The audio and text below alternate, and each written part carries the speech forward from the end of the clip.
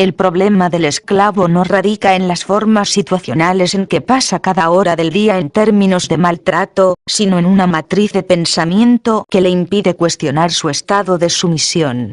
La trampa mental del esclavo oculto. Planteando un absurdo con cierta ironía, diríamos que lo peor que le podría pasar a un esclavo es sentirse satisfecho con la vida que está viviendo y con el trato que le ofrecen. Este tipo de satisfacción paradójica, que en la cultura actual es propia del neurótico adaptado, no piensa ni prevé el futuro y reduce la vida a la satisfacción inmediata de lo cotidiano. Esto constituye una verdadera trampa mental, ya que incrementa cada vez más la aceptación resignada de una condición inadvertida de esclavo. Lo que define a un esclavo no son sus cadenas físicas ni la imposibilidad de moverse de un lugar a otro sin previa autorización. Exagerando más, tampoco los latigazos pasarían a constituir el componente más importante de la condición de esclavo. El problema de un latigazo no es el golpe doloroso que proviene del exterior, sino la predisposición interna a recibirlos y a naturalizar la acción física de un poderoso sobre él. Por eso, el problema del esclavo no radica en las formas situacionales en que pasa cada hora del día en términos de maltrato, sino en una matriz de pensamiento que le impide cuestionar su estado de sumisión. Esto lo conduce a aceptar las condiciones en que vive con pasividad resignada y sin iniciativa para cambiar su estado. Pero si a ello se agrega un estado de satisfacción por el bienestar aparente que le ofrecen, nuestro esclavo está condenado de por vida. Él mismo decidió engrillarse mentalmente.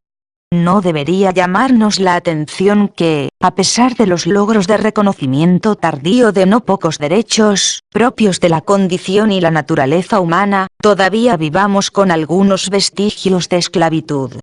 Así como el esclavo satisfecho vive adaptado a las formas impuestas sin cuestionar ni ejercer su capacidad crítica, del mismo modo la cultura y la sociedad también viven adaptadas a los estereotipos inculcados.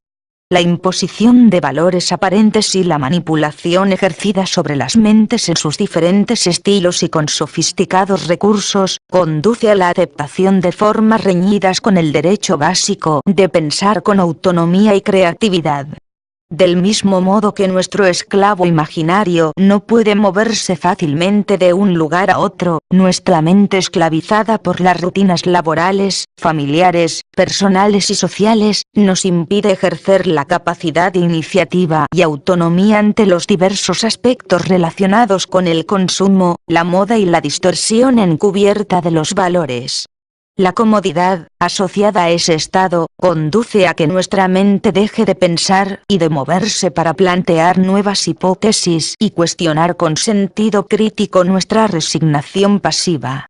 Así, como todo esclavo, y por falta de confianza en nosotros mismos, somos espectadores automatizados de un estado de situación que creemos no poder modificar. Por eso, aparece en muchos la aberrante necesidad de pedir autorización para desplegar aquello que forma parte de la intimidad inviolable de todo ser humano, que es su capacidad para pensar y disentir. Al igual que nuestro personaje, la manipulación mental de una cultura interesada en el poder, encadena la mente a prejuicios, eslogans y estereotipos que inmovilizan a los mismos jóvenes en un presente sin esperanza y a vivir en el escenario de una nivelación mental y de una uniformidad en el pensar y hacer que se mantienen bajo el temor a la descalificación, al ridículo y a la marginación. Por eso, el miedo a pensar por sí mismo y la propia censura son las formas mentales de aquellos latigazos y mordaza física. Esto explicaría la utilidad del esclavo, percibida favorablemente por el sistema que lo manipula en función de su atontamiento mental y jamás de su lucidez y capacidad crítica. Siguiendo el paralelismo, así como a los esclavos hay que mantenerlos ocupados y evitar que dispongan de tiempo propio porque es peligroso su ocio creativo, de igual manera el individuo de una sociedad alienante debe mantenerse ocupado. Esto gatilla la pregunta referida a buscar las formas de llenar los huecos de la vida cotidiana, incluso a partir de la infancia, a fin de modelar la inteligencia en formación y mantenerla ocupada y asegurada con prejuicios, con creencias, con imágenes y pensamientos rutinarios.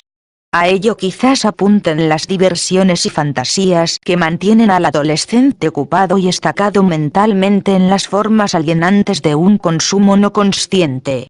Así, con efectos de cierta violencia blanca, se buscan satisfacciones primarias y básicas, limitadas a las frivolidades y banalidades de esos espectáculos montados como un elogio siniestro a la mediocridad y a la degradación mental y emocional.